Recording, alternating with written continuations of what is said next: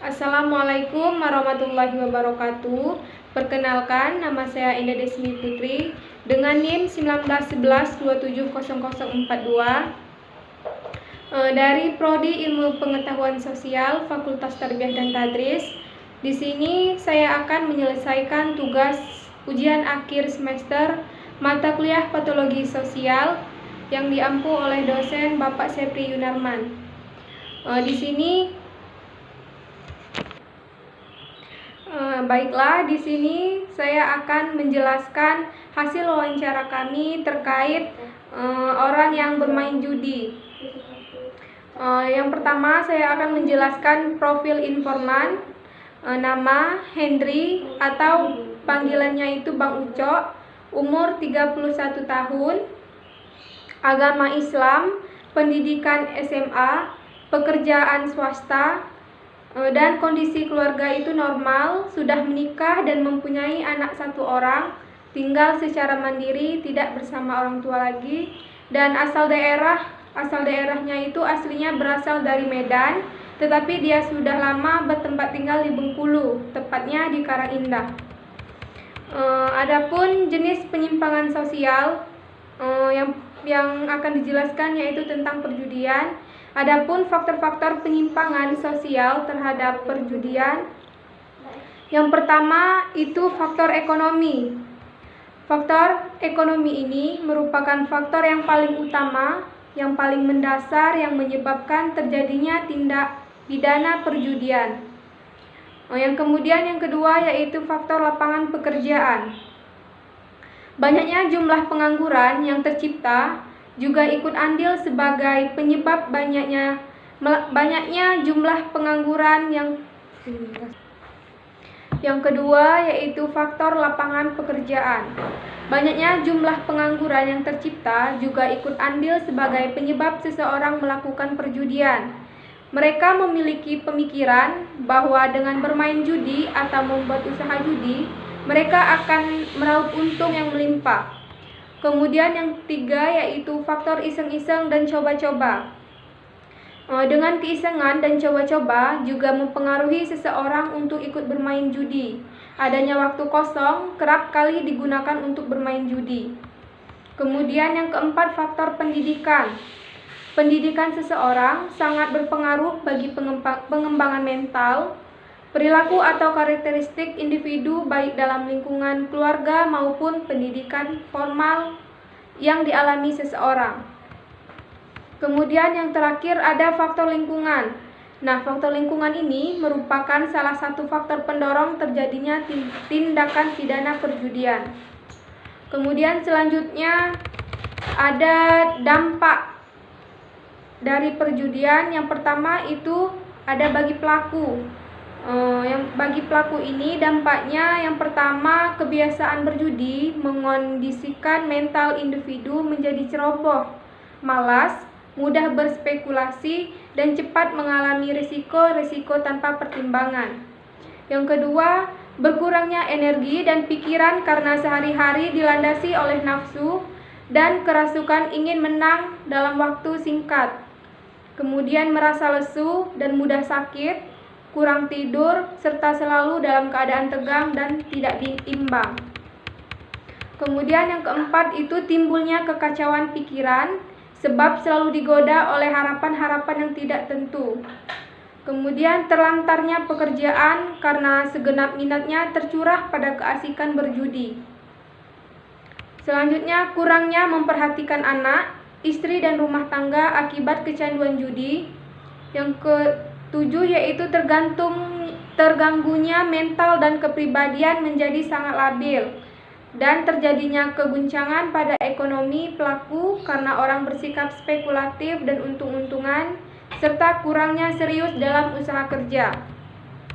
Kemudian dampak dari masyarakat.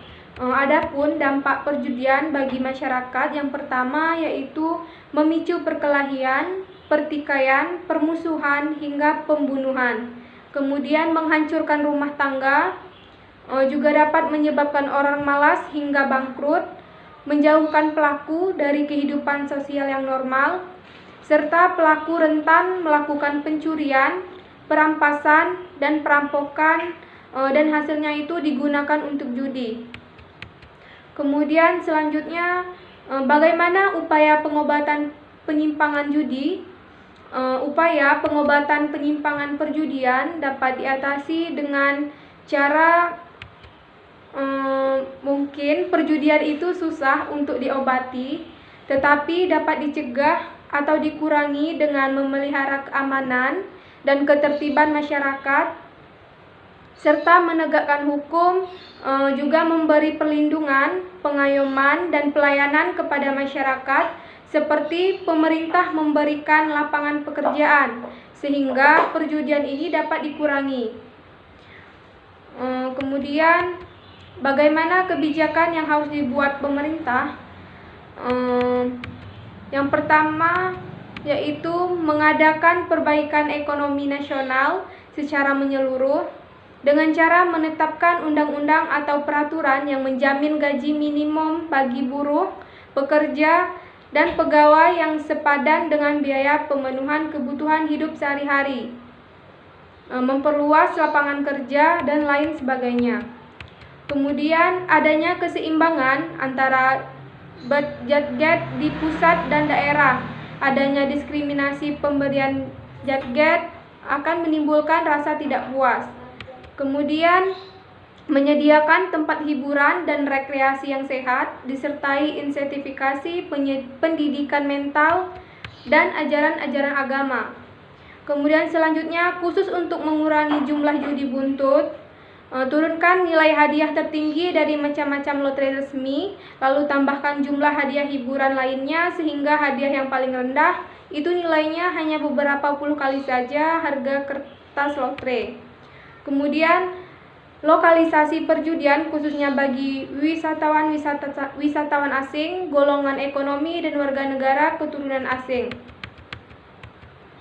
Dari sisi yuridis atau hukum, kebijakan penanggulangan di masa yang akan datang dapat dilakukan. Pertama yaitu tindakan pidana perjudian sebagai salah satu tindak pidana di bidang kesusilaan seharusnya tidak hanya diancam dengan pidana penjara dan denda, melainkan harus juga ditentukan pidana tambahan seperti pencabutan hak untuk menjalankan profesi terhadap perbuatan yang melakukan tindakan pidana perjudian dalam menjalankan profesinya. Kemudian setiap bentuk tindakan pidana perjudian tidak hanya individu pribadi yang dimintai pertanggungjawabannya, melainkan korporasi atau badan hukum juga bisa dimintai pertanggungjawaban. Nah, dalam hal ini pemidanaan harus dipertimbangkan keseimbangan antara kepentingan individu dan kepentingan masyarakat. Artinya, pidana yang dijatuhkan harus disesuaikan dengan dan diorientasikan pada kepentingan individu. Selain itu, juga rasa keadilan dan pelindungan terhadap masyarakat perlu dijadikan pertimbangan dalam suatu pemidanaan. Kemudian selanjutnya kesimpulan dari hasil wawancara kami yang itu perjudian merupakan hal negatif yang dapat menyebabkan kecanduan. Perjudian saat ini sudah banyak terjadi di desa maupun di kota. Bukan hanya orang dewasa saja yang melakukan judi, akan tetapi remaja pun sudah melakukan perjudian. Remaja yang seharusnya merupakan harapan generasi bangsa untuk dapat memajukan bangsa justru saat ini telah terperangkap dengan penyakit masyarakat perjudian ini. Harapan terhadap remaja cukup banyak. Remaja merupakan pewaris masa depan, pelopor pembangunan, namun harapan itu seakan pupus karena banyaknya perilaku menyimpang yang terjadi pada remaja. Adapun saran, remaja saat ini seharusnya lebih mengutamakan pendidikan daripada melakukan hal negatif seperti perjudian ini. Perjudian mungkin dapat diberhentikan dengan dari dorongan orang terdekat, misalnya keluarga yang selalu memperhatikan sikap anaknya. Mungkin itu saja yang dapat saya sampaikan. Lebih dan kurangnya saya mohon maaf. Saya akhiri, wabillahi taufiq wal hidayah. Wassalamualaikum warahmatullahi wabarakatuh.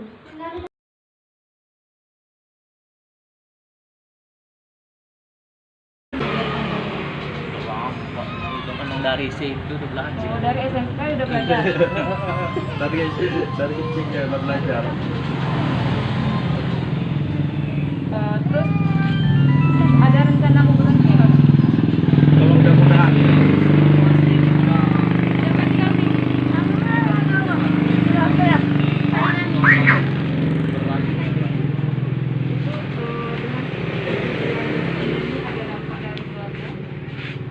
Pasti udah ada namanya. Tanya Riani. Kalau menang Tanya Riani. Mau tahu nih. Kalau menang itu tergantung dia. Bahwa